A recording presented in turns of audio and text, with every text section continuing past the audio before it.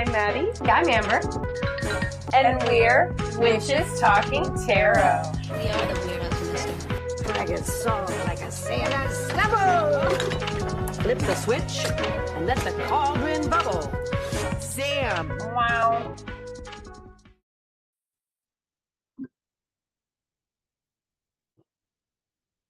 Hi, everyone. I'm Maddie. And I'm Amber. And we're Witches Talking Tarot. And today we're going to have a really fun topic about traditions. Also traditions and superstitions. That kind of came into play when we were talking about Yeah, I this still think episode. it definitely is traditions, but superstition, you could see some Right. traditions as superstitions, or traditions have superstitions that feed into them, Right. or traditions feed into superstitions. So like Right. there is a crossover, but I really think it's going to be a talk about traditions where Right. obviously other things, including current, comes into play, Yes, versus like yes. not just ancient traditions. Right. It's mostly about our current age traditions compared to. Yes. So what exactly is the definition of tradition? The definition of Are you gonna Google it? I Oh, know yeah, I can't like, think of like it I off mean, the top of my head. I could, but I would rather go with the actual Webster dictionary. The transmission of customs or beliefs from generation to generation, or the fact of being passed on in this way. Also, a doctrine believed to have divine authority, though not in the scriptures. So that seems to be specifically aimed at Christianity, but could fall into place in this conversation, I Right. would say. So there are Now, traditions that aren't. Oh, go ahead. I was going to say that was not Merriam-Webster's dictionary.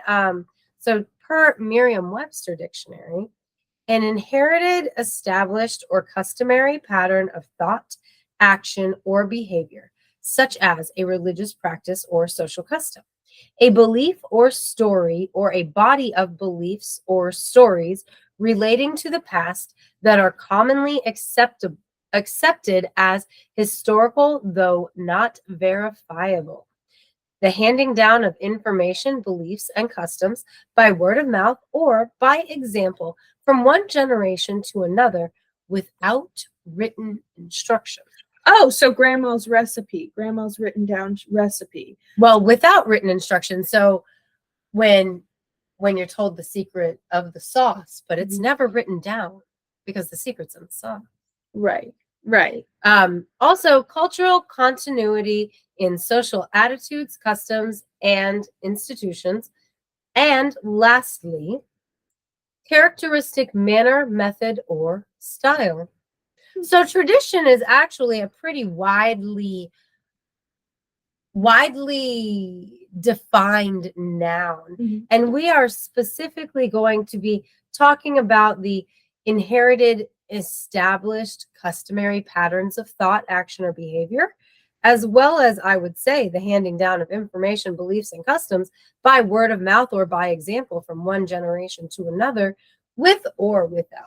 I would say with or without in the situation of what we're talking about, Right. Written instruction. Would you agree, or do you think any of these others fall I under totally the agree. definition of what we mean when we say? No, I agree. Tradition? I agree. I was going to ask if you saw that funny video, and if you guys have seen it, let us know in the comments if you're watching on YouTube, where this guy is freaking out because women aren't doing traditional, or whatever, homekeeper, roles, whatever. Anyway, it was so funny because this man is freaking out and he goes, "We're losing recipes. I love my grandma's recipe." And bitch, I'm waiting for my cousin to send me my grandma's recipe. Well, so and I it's also feel that like- man. why didn't he ask for it himself? Because tradition. It's the women. But dude, he was so pissed. He was mad. He was like slamming his fist on the fucking thing. We're losing recipes. I get it though. I do not want to lose some recipes. I do not. Like, I'm literally, I truthfully am. I am waiting for my cousin, the only one that I know for sure has my grandma's recipes. I am waiting for her to send me said recipes because I need grandma's cookies. Like, my grandmother had the diabetes. And when it got, well, and I mean, I say that jokingly, but like, seriously, it's bad in my family. These cookies. Well, no, it's like her brother lost both his legs. Her sister lost her foot. That's a bad tradition. Like, yeah, no. So grandma was like, look, I can't bake anymore. I have a bad habit of eating what I'm making, so I can't make it. So it's not around. I won't eat it, and my diabetes won't get as bad. But like, she used to make baked goods for a little cafe out in the middle of the desert in Utah. Like, some of y'all old timers listen. No, I'm just kidding. You're not old timers. They had it up until the 80s. But I've driven people that have been to my grandmother's cafe back in because they were truck drivers. So like, there wasn't much out there in the desert. So like, the Silver Spoon was one of the only places you could go. And to my understanding, grandma was the baker and Aunt Bev was the cook. And yeah, it was like, I don't have any of them anymore, but like, the reason we have the eclectic coffee cup thing we got going on is that's what grandma and Aunt Bev did. They just collected everybody's extra coffee cups, and that's what was in the diner. Can we talk about your coffee cup? Now, did you design this? Where did you get this? No, I got this at the Salem Witch Museum. Ride with Pride. And it's a rainbow for those not watching on YouTube. I love that. I could not resist. I love it so much. Thank you. Yeah, me too. I've been using it like every day that it's clean since I got home because, well, it's June. You know. Wait. Yes, yes, it is. It's June. Yeah. June 22nd. But so, on with the topic of tradition. So one of the traditions that we were really into discussing or wanted to discuss was the initiation tradition. Please, Let's that's just where I get wanted to that start. I feel feel like that'll get us rolling into trains of thought and varied different tracks of said trains of thought for the rest of the episode. Okay. Yeah. So basically, the initiation tradition when it comes to witchcraft is that you cannot label yourself a witch by yourself. Or a practitioner. Or really. a practitioner that you have to be. Thanks for the reminder. That you have to be initiated by an elder or a older witch. And I feel like when people hear this, they automatically assume Wicca being the number one. Which it is one of those. Now there are a couple other like druids, right? For there instance, you go. Okay. There's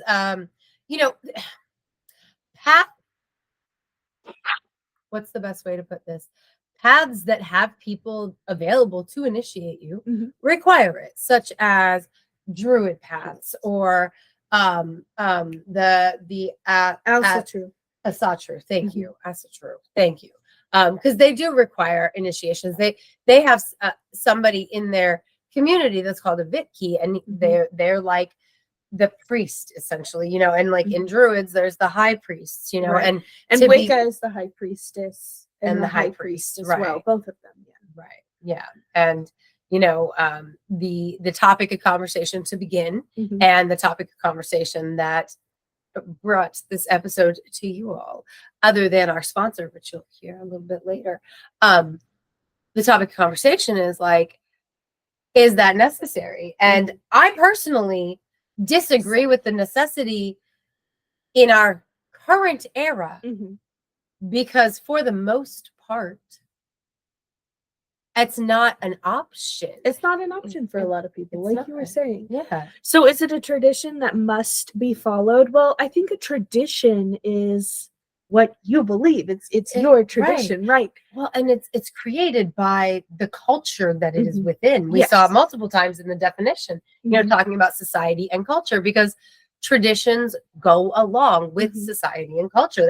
They kind of they evolve together.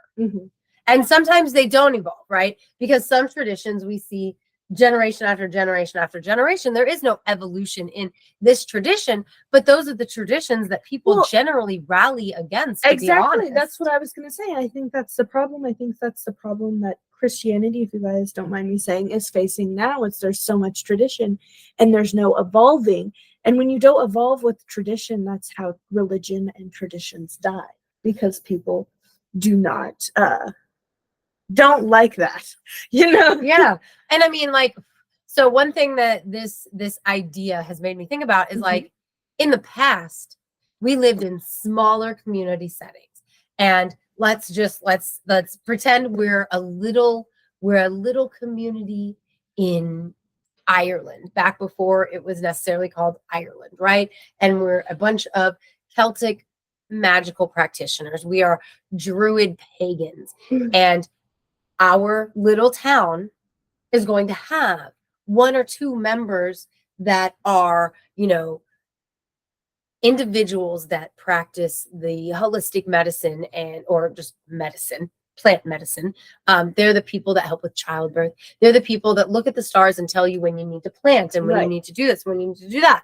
And they are the people that the whole town goes to for religious and spiritual guidance, among other things, right? And these people, they live with everybody in the town, and they get to observe everybody as the generations grow, right? And so they get to identify this person has the right capabilities or the right temperament or is interested in the right things. And so we're going to approach their parents, or we're going to approach them directly, and we're going to say, like, you're the next to take the mantle. Because they have the opportunity to live in this small setting and to choose who they're going to be willing to mentor and who they're going to teach for the next generation. And that would be great if we had it all over the place, but that's not something that's commonplace anymore, specifically because Christianity did take over in most European pagan spaces, if not others. You know what I mean? Well, and I mean, yes. And in America, you mean, you got people saying this is a Christian nation. Yeah. Oh, absolutely. You know? It was, yeah. It was founded by people fleeing religious persecution who then persecuted religiously everybody they didn't agree with. Exactly. So some of these traditions are just not practical and or like available for certain people. And unfortunately, there are some people in the craft that won't take you seriously, or that they think that because you are self-initiated, then, well, you're not a real witch. You know what I mean? Yeah. Which is kind of shitty. You know, it's borderline gatekeeping or gatekeeping, whatever you want to call it. And it's very inconsiderate to those that can't do these traditions for a number of reasons. Well, and I mean, as somebody who has been practicing for 27 years now, when I began looking for a mentor, once I exited being a solitary, the first people I approached said, like, you're farther along your path than I am. And that's what I was going to say. So, like, I guess, and I appreciated their honesty. No, right, because it's like, technically, I've been initiated, and I have had my mentor, and I've all this shit. You've been practicing longer than I have. You've been practicing a decade plus longer than I have. Am I sitting here like, you weren't initiated? You know what I mean? No, that would be fucked up. That would be, but that would be uneducated, honestly, to sit there and be like, I think I know more than you. Right? That's simply not true. Right. And it is very disrespectful, but at the same time, from that same, maybe not from that same vein, but in that same conversation, some of the people who are the only ones with more practice than me under their belt that could be my mentor would refuse for multiple reasons, a lot of which is just the way I practice in general, which also is gatekeeping to say, you're not really a practicing witch if you're not willing to hex somebody. You know who the fuck I'm talking about. Yeah, no, I literally rolled my eyes because I already had a mentor when this person approached me, and you can have multiple mentors for multiple different aspects of the craft. Or you can have a mentor while being a mentor. Exactly. And I had to say no because that right there. Right. And that right there. So this leads to the part of where the two ideas come together. What I was talking about in the olden village, where you got to examine the people in the village and you got to identify who had the right qualities to have this connection with the divine or to deliver messages from the divine to others, because not everybody is the right choice. Yeah. I don't know the right way to literally. put No, that. you're but so right, because I'm sorry. no, please you're good. continue. I was just going to say there was discernment in that, right? And there's a lot of people as mentors that it's cool to be a mentor. They don't take the discernment of that into play. Well, So and I please think say what you're what I was going to say is just ignoring the initiation, studying under a mentor in itself is a tradition that, again, not everybody can afford to do, either because they live in an area where there are no people. And granted, you could argue, oh, well, you could have a mentor online or something like that. I don't think that's a good enough argument. You know what I mean? Because to me, like, look, It's not for the some of us, same. it's not the same. Yes. It's really not. And like, there's a lot of different places I go with that, you know, like you don't know the person in person, so you don't get to really, like, I feel like the internet kind of gets in the way. Right, exactly. Plus also, like, there's that whole like barrier of language when everything is simply through text and typing. Yes. Because there is no intonation, there's no inflection. So if my mentality is this and you're sending me a message but you mean this, but we're not on the same wavelength, I'm going to take away something that you think I understood your point, but I didn't very much so, because those things were removed by technology. Well, and I want to point out that, like, I myself, the whole point in my studying and continuing on with this is because I do want to eventually grow into a crone so that I can be a mentor myself and take in a mentee or a novice or whatever apprentice. Yeah. The witch's apprentice. But that's not for everybody. Have a pupil, an apt Yes, pupil. exactly. That was a Stephen King reference. Oh. Apt pupil is really fucked up. Dog. But I got anyway, nothing. you know, Anyway. like, personally, I am studying and preparing, and I want to eventually do that. Yes, I guess that would be considered a tradition. But just because you study the craft and you practice the craft doesn't mean you have to grow into a crone to be a mentor. You don't have to follow that tradition. You know what I mean?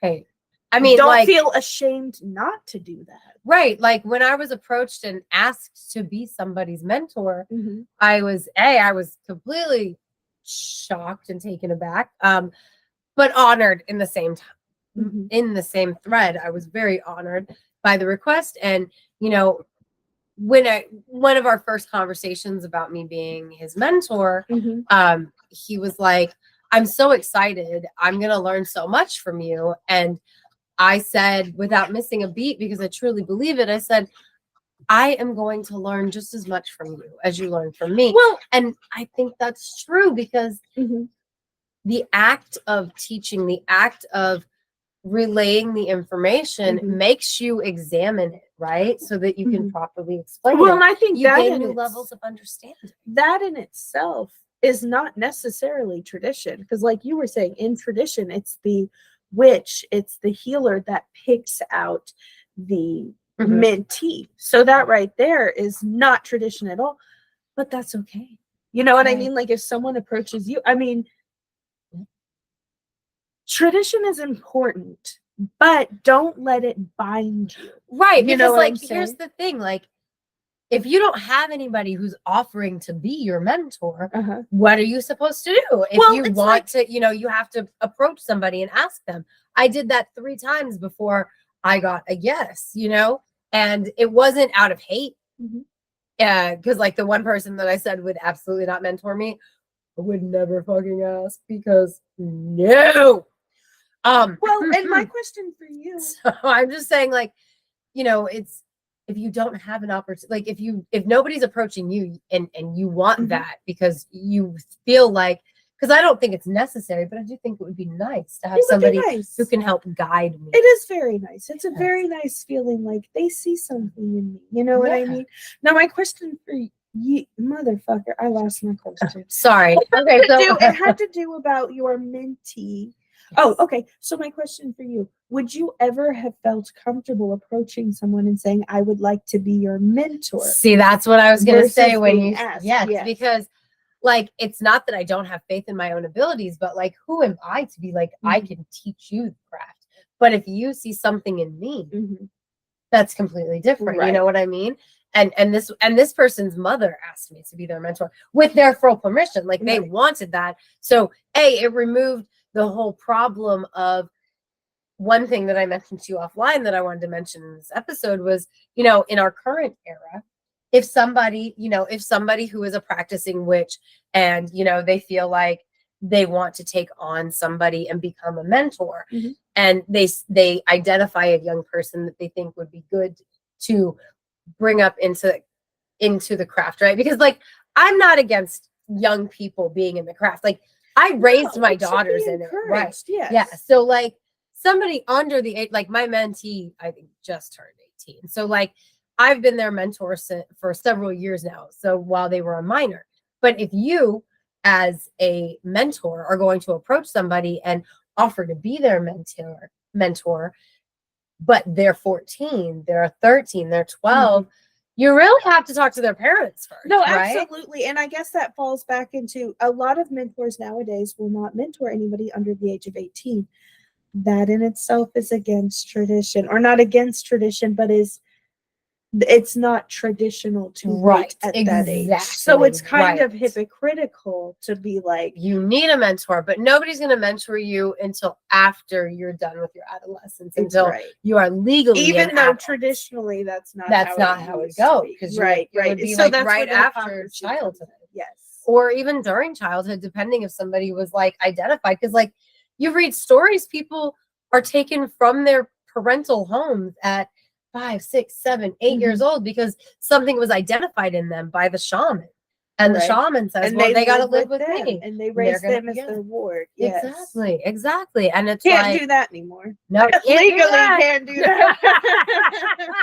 But also, like, let's say you are a practicing person. You identify this person would be the right whatever for you to mentor into the craft because they are whatever qualities you think are appropriate, but their parents aren't pagan. Right, exactly. So it's like, do you hang around and wait? Well, isn't that kind of creepy? Yeah, exactly. Well, also, like, isn't it, as a parent, I just think it's kind of disrespectful if somebody's going to offer to privately teach my child something. But see, like, I just want to throw this out there. Hold on. You say that? But how many Christians allow their children to be privately taught by youth pastors? But that's different because they're aware of it. When I say private, I guess I should have said secretly. Oh, I should have said secret. Well, because that's what I mean by privately. Well, like we're teaching in private. Like nobody can know about this because your parents would have a problem. And that's just, I don't agree with like subverting parents. No, I agree completely. Unless like it's we're gonna get you out of this like abusive home. Then okay, maybe, you know, as long as we are sure that this is truthful. Because, and I'm not saying, I'm not finding fault with abuse victims. What I'm saying is sometimes children say things like, we have a friend whose child said something that they thought would, you know, do something they wanted. And it turned into a real bad deal for the parents. And it was a lie. Like the kid was lying. And if it's what I'm thinking, I cannot believe that was said. I know it. I just would. Oh. Yes. Yeah. What? Yes. That is exactly. Yes. That is literally. I'm not about to say that on here. No. But anyway. Yeah. Anyway. You know, but yeah, with what you're saying, but also like you hear, oh, I'm a practicing witch. I'd like to teach your daughter. Can we have some one-on-one like thanks? People are like, oh shit, that's fucking weird. But if a youth pastor is like, I think your child's having some trouble, I'd like to have some conversations with them about God.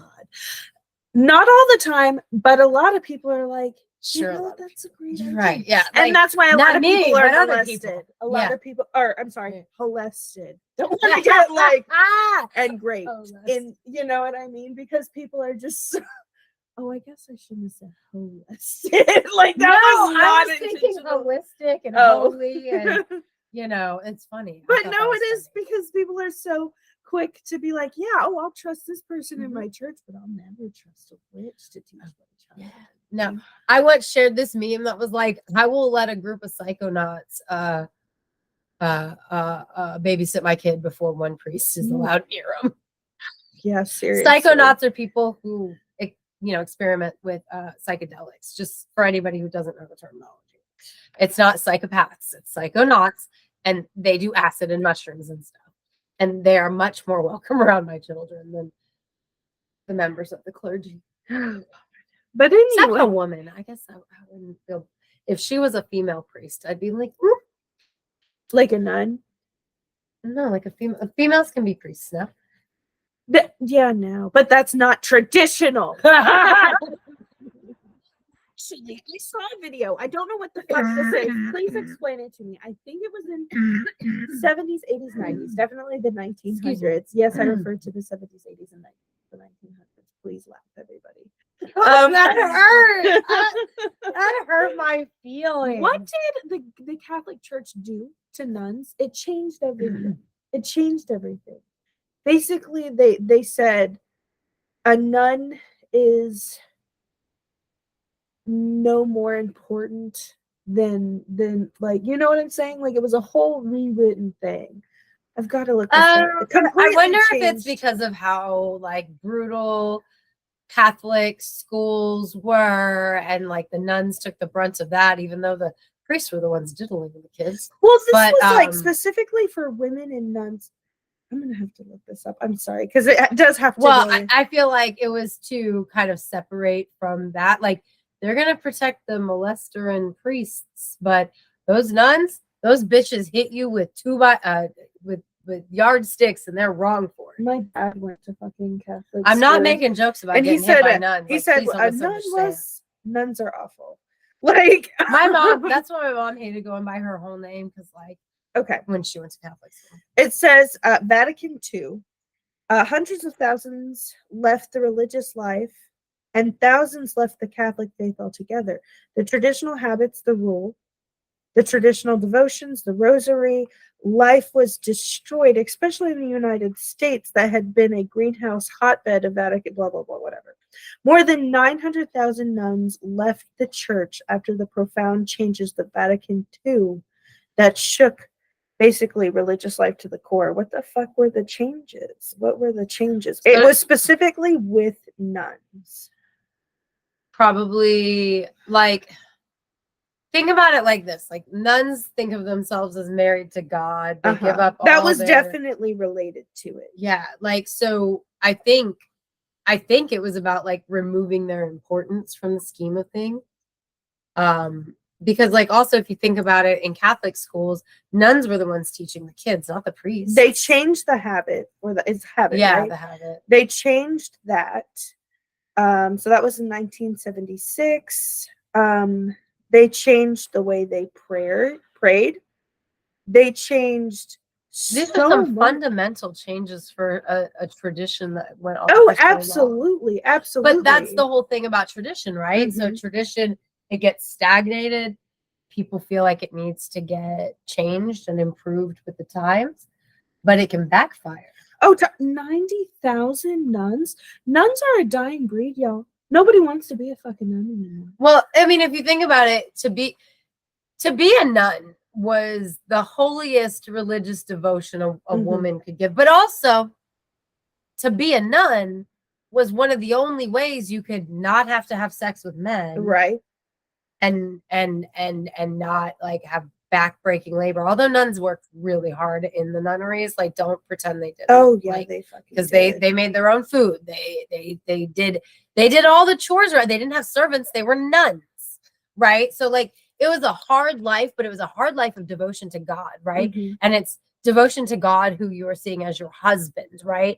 And so then all of a sudden that's taken away from you. What's the draw? Right, all the tradition is removed, all the pomp and circumstances removed. Why would I give my life up to that? I can give my life up to God in a different way and have, whatever I want instead of your restrictions when you're going to take away my holiness. And I do believe that the nuns, because most anything I've ever seen with nuns in it, it talks about them being the, being married to God. So if you're Mhm. taking that away from them, what is the draw? Like, I'm willing to be so holy that I will marry God. Yeah. No, But- literally, it was like a huge thing. I just saw a video on it, and they were showing the nuns reading these new decrees and the things that were basically being taken away from them. And Probably they were broke just, their hearts. they were just crying.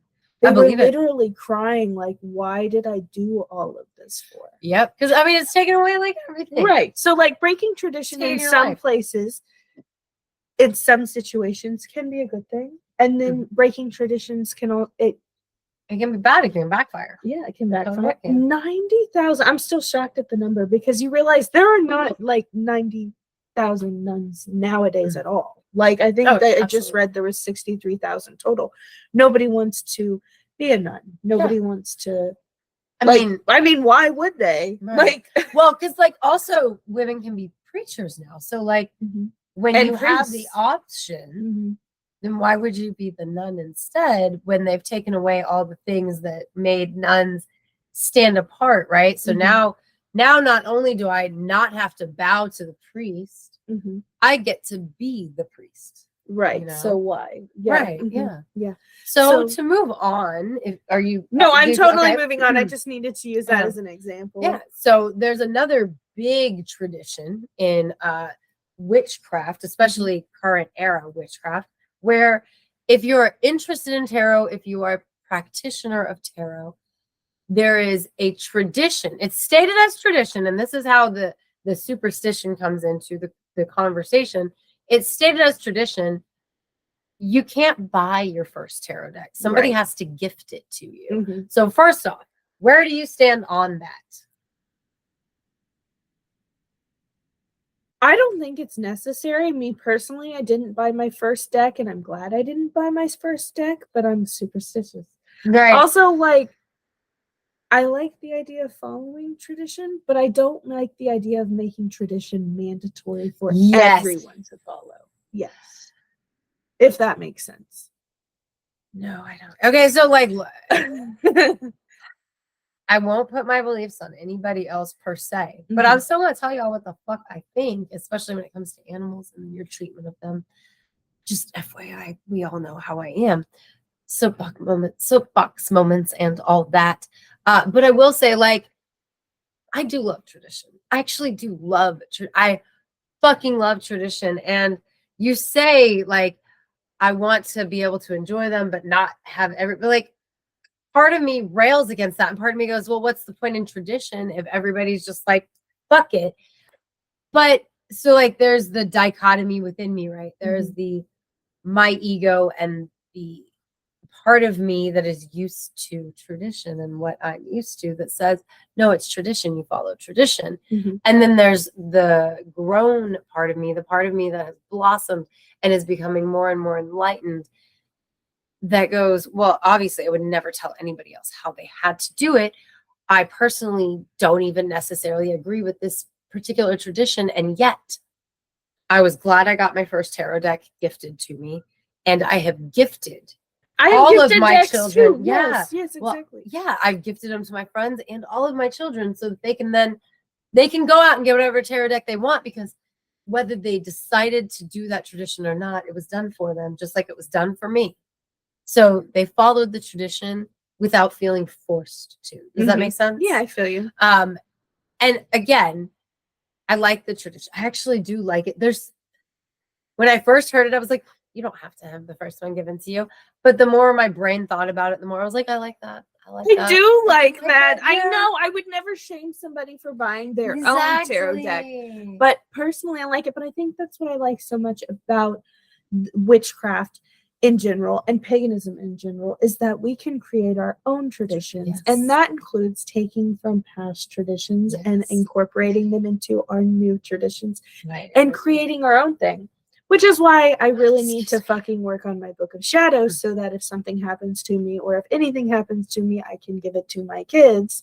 Right. Because it is important for me to create my own traditions and to pass those down, specifically spiritually. Well, and you say that, but that goes right into one of the definitions, which is without the written word. Exactly. And that comes with living a magical life and raising your kids in that same magical life and not keeping away from them the things, right? But including them so that even if you don't make your book of shadows, your children are your book of shadows, which is why I love traditions so much, but also why I find it so important.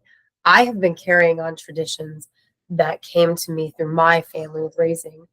And those traditions came from my parents' households. And those traditions came from their parents' household. And so like these little pieces that we carry on, they keep these pieces of life alive, even when generations ago, the ones who started those traditions are gone. And so like, I appreciate the desire to make a book of shadows, but it's also like, it's tradition to make a book of shadows, but is it necessary? Right. Because like if your kids follow the traditions with you, they become that, and then they raise your grandchildren that way. And they, they keep passing that down. So even though a book could get ruined in a flood or a fire, as long as that oral tradition is passed along, your traditions will stay alive, and so will a piece of you. I like which that. is beautiful. Yeah. And like, that is why I was like, I rail against saying I don't want to put traditions on other people. Cause like, I want my kids to carry on the traditions that we have, because it carries on that which came before me, and it will carry on after me. And to me, that's a beautiful way of continuing life. You know what I mean? Like, it's a beautiful way of continuing to live.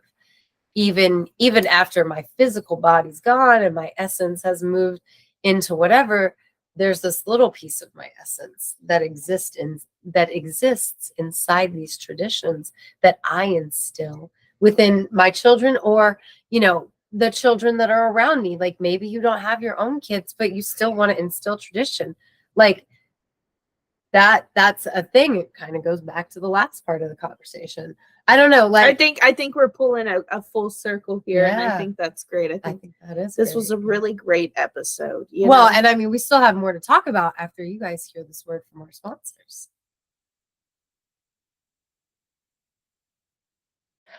Thank you so much for joining the show today. Today's show is brought to you by our sponsors, our very first sponsors, Calm Aura, and they have given us the Calm Aura Tree Devia tarot deck. It is such a beautiful deck. I mean, didn't you say it's lined in gold? It is gold lined, and the art, like the box is just the tip of the iceberg with this art. 5 of Cups. I love this artistry. I hope they can see it all right. The artistry is perfect. It fits perfectly in your hands. And such to a me, good hand feel. As a tarot reader, it's all about the feeling that the hands. This absolutely. Is perfect size. Perfect size. The thickness of the card is also so good perfect. for shuffling. It's like, as a tarot reader, you will love these cards. So if you would like to get your hands on one of these gorgeous decks, or any of the other wonderful metaphysical offerings at Calm Aura, you can get your very own Tree Devia tarot deck and more at calmaura.com/witches talking tarot. And that is CALMOURA.com/witches talking tarot. If you want to see how to spell our name, you can find out when you go hit that subscribe button after the show. Well, and I think you forgot the best part. Well, I just you haven't get gotten there yet. 10% off, right? You get 10% off. Your whole order. So grab more than just the cards. Yeah. And thanks for coming to Sit a Spell. So enjoy the rest of this episode. Again, brought to you by the Calm Aura. Calm Aura Tree Devia tarot deck. So to get your 10% off your entire order at calmaura.com/witches talking tarot, use code tarotwitches10 when placing your order. Okay. Okay, so one thing that I kind of want to circle back, you talked about us coming full circle before the ad break. And it's like something that I kind of mentioned, but we didn't really go into detail on. And while we get our brain juices jump started for the other couple of things that we were going to talk about in this episode, I had mentioned discernment, right? And I talked about the aspect of identifying somebody who would be good to mentor. In tradition, there is the discernment piece, right? Of identifying people that you would not be willing to mentor, or rather turning away people that you would not be willing to mentor because of certain reasons. Now, I feel like in the newer age of doing things, obviously people don't have to have a mentor. Mm-hmm. And so individuals who maybe have the attitudes of using the craft in negative manners that are strictly for personal gain and do kind of damage the energies, at least I would say at least around them, but I believe it's all connected. So really just damaging the energies. But I believe that in current era, because so much of that tradition piece gets to be chosen per individual, I feel like a lot of people that they want to be a mentor, so they will mentor anyone. Mm-hmm. I think that's not the best idea. You know what I mean? I agree. Well, I just think I don't know if you agree that you people are see like, that. I have seen that, but I also want to go hand in hand with some people are so focused on wanting to be a mentor that they don't want to think about whether or not they're prepared to be a mentor. Yes. Like, and I'm gonna reference something silly, but we've got those high school girls, and I specifically saw this when I was at LGBTQ Pride a couple years back. There was this group of girls, and she's like, "Yeah, I've been studying it for like a year longer than y'all. So I'm the high priestess. I'm the mentor. I'm teaching you all how to go about this." And we had some like craft wannabe situations, and that is so annoying. You know what I mean? I'm trying not to be judgmental. It's very popular, I think, in young girls where they're like, "Oh, I've been like fucking that scene in Clueless." She's like, "When's your birthday?" "April." "Okay, well, mine's in this one." So I'm more mature. Yes, than you. Isn't that exactly. what she says? Exactly. As someone who's older and more mature, Yes, it's like as a month. yes. That's a thing. But then you've also got like people who are not teenage girls who are just into the craft, and maybe they're older, maybe they're crone age, maybe they're 40, maybe they're 50, maybe they're 60, but they've only been studying for like 3 or 4 years. But because they're 40, 50, and 60, they're like, "Oh, I'm a crone, so I can teach you." Age does not have everything to do with being the ability to be a crone. It's also about wisdom and knowledge. Yes. And just because you're 60 years old doesn't mean you're prepared to be a mentor when you've only been studying the craft for 3 or 4 years. Right. No, I agree completely. And again, this isn't us gatekeeping. No. We're talking about our own opinions on things. We generally think we're right. Just kidding, guys. If you're a long-time listener, you've heard us evolve and change our opinions over the past 3 years, or I guess past 3 seasons, past 2.5 years.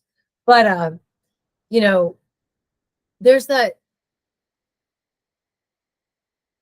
there's also, I'm just going to throw it out there. So there's also the thing where people are like, "Well, I'm a Pisces and we're so deeply spiritual. I should be the one." And it's like, bitch, maybe Pisces, that you're not wrong, but that doesn't mean you as a person, just because that's your sun sign. I'm sorry, I just had to throw that out there because while you were talking about like, I'm born in this month and I'm born in this month, so I'm technically older and more mature. I have heard people be like, because you're this sign and I'm this sign, I should be like the leader in this situation, or it's very childish. It is. I think specifically that is very childish. Going back to the older person who thinks that they're prepared to be a mentor because they're an older person yet have only been studying the craft 2 or 3 years. I don't think that's childish. I think that's being arrogant. it could be labeled arrogant, but I also think it's being deceived by age. Just because you are older does not necessarily mean you are wiser, especially in topics, whether it's the craft or a fucking hobby or whatever, where someone who may be 30 has been studying since they're 15. Right. So that means they've been studying for 15 years versus somebody who's 60 who's only been studying for 30 years. Well, shouldn't the one that's been, or I'm sorry, for 3 Yeah, I years, was like- shouldn't the one that's been studying for 15 years be the mentor to the one who's been studying for 3 years? Again, you've got that deception of age. Older does not necessarily mean wiser. Absolutely. And for some reason, it is so popular for older women who get into the craft. I'm sorry, older people who get into the craft to think that they are prepared to be a mentor, even though they have not been studying nearly long enough simply because of their age. Yeah. It really bothers me. Bothers me.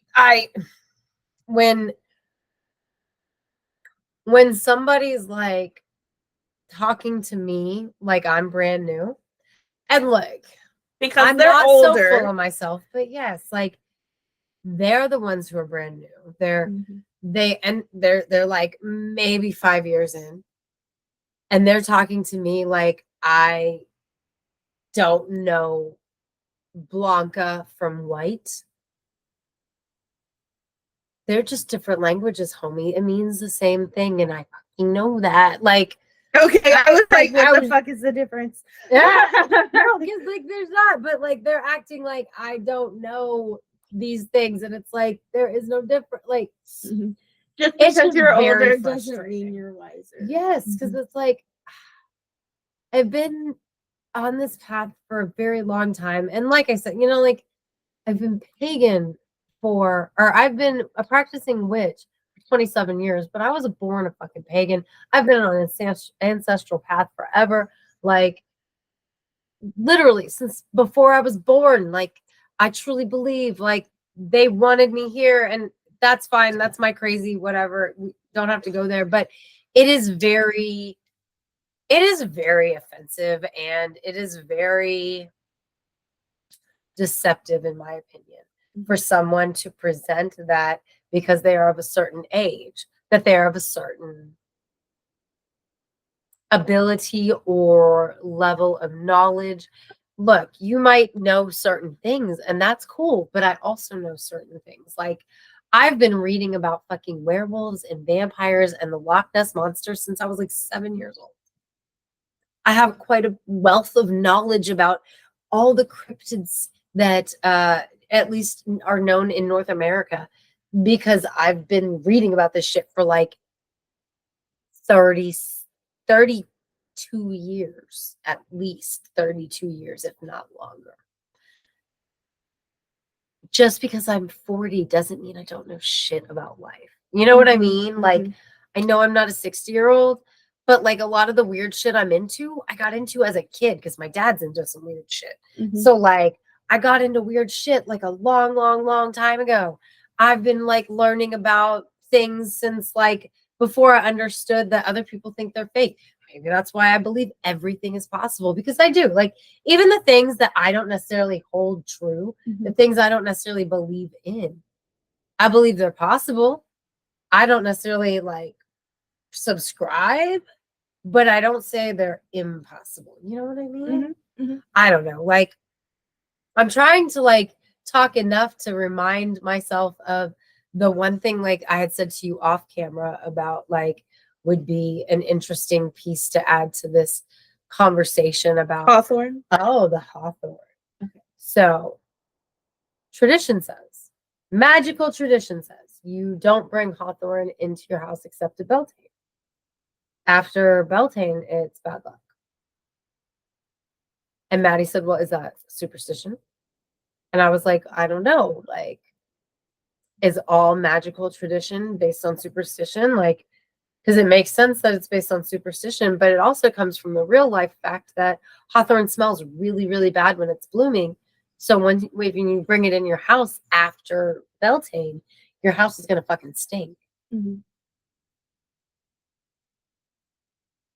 Where do you guys think that kind of tradition falls, right? So like, is magical tradition that's based on other things, or is magical tradition just superstition? What are your thoughts? That's a hard one. I think that's actually a really hard one because I think a lot of traditions are based on superstition. You know, I'm trying to think of some off the top of my head. So I would not consider throwing salt over your left shoulder a tradition. That's a superstition. Absolutely. But I'm trying to think of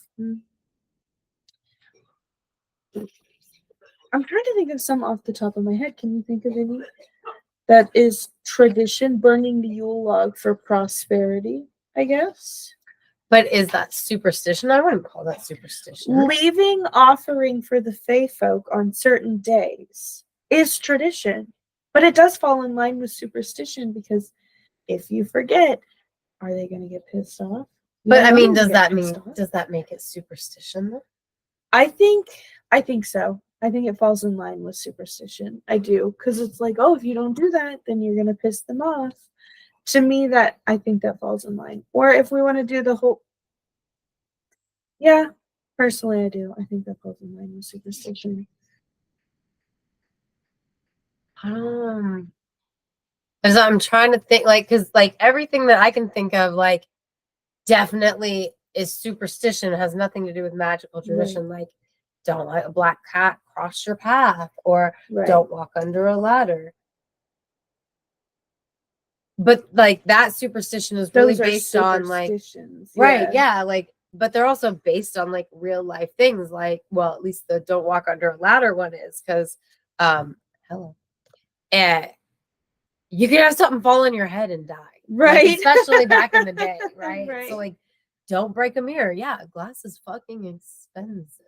Well, it's expensive, and also you could break your hand or hurt yourself, step on it or something like that. But I wonder, does that go back to magical tradition? And then that really kind of, because when Maddie brought up superstition along with tradition, I'm like, so is superstition based on tradition, or is tradition based on superstition? And with the don't break a mirror, to me, it seems like that would be like, don't break a mirror, you get 7 years of bad luck. Seems like a superstition that's based in magical tradition because we have all that mirror magic, right? If you trap something in a mirror and you break it, you're going to release that bad energy, and you will be haunted or have bad luck. You know, so like, to me, that like that comes from more of the superstition comes from the tradition versus a tradition that comes from a superstition. That's how I see it. I don't know. What do you guys think about that one? Because like, I think, like you said, that one comes from that one, but I do think the Fae folk leaving offering on a specific day, and if you don't, you piss them off.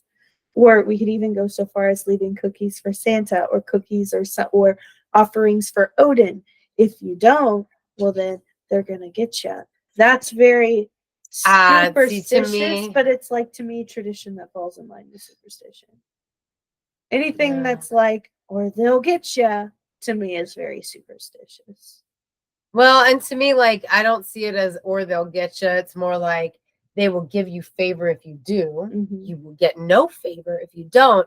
And back in the day, you wanted to get that favor, right?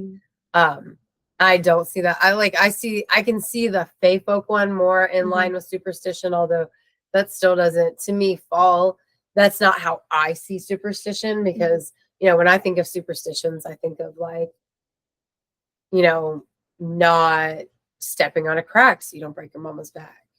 I mean, really, like, where's the anything behind that one? I have no idea. You said that one. I'm like, where did that even start? Yeah, like, I have no idea. I know I fucking, like, I would skip down sidewalks. I still sometimes, like, if I'm in a right frame of mind, I avoid cracks in the sidewalk. I don't want to break my mama's back. But I mean, like, that, when I think about superstition, it's like very much the clear cut, you know, don't walk under a ladder, black cat crossing your path. Although I think it's good luck to have a black cat cross your path. So I think even some superstitions have been misconstrued over the years because of the introduction of magical connotations, like black cat crossing your path is bad luck now because black cats are witches' familiars.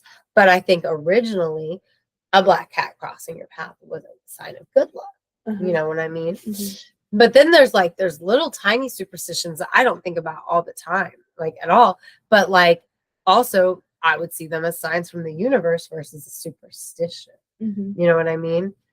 So I really do think like the more verbalizing that ideal, the whole like superstition versus tradition, it falls in line with, in some ways, though when I say like science and magic, they're the same thing. They just talk a Mhm. different, like speaking a different language. Mhm. I think tradition and superstition on some levels are that. They're the same thing, just kind of speaking a different language, because Mhm.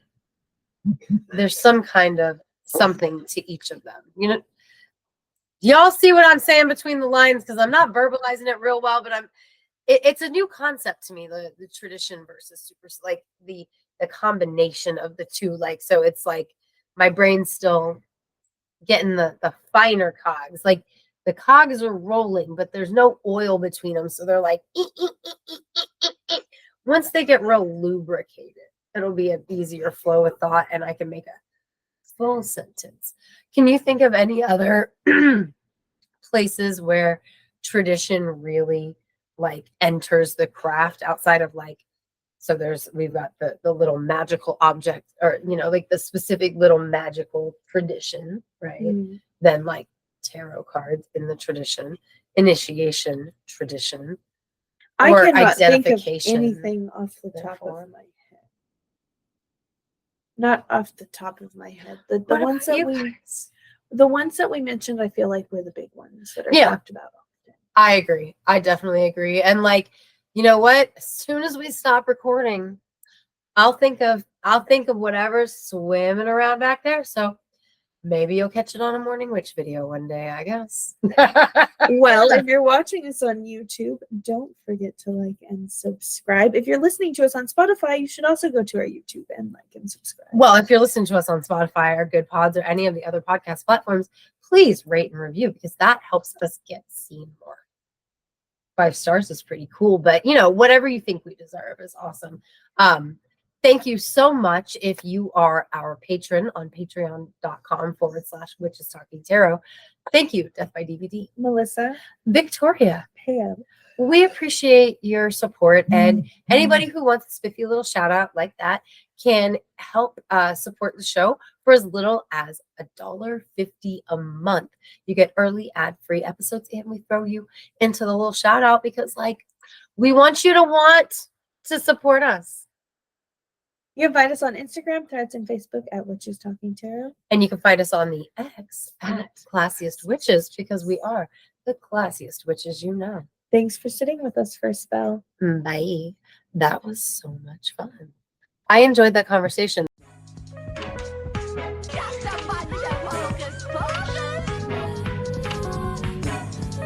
I'm Maddie. I'm Amber. And we're Witches Talking Tarot. We are the weirdos in this story. Like a song, like a Santa's snubble.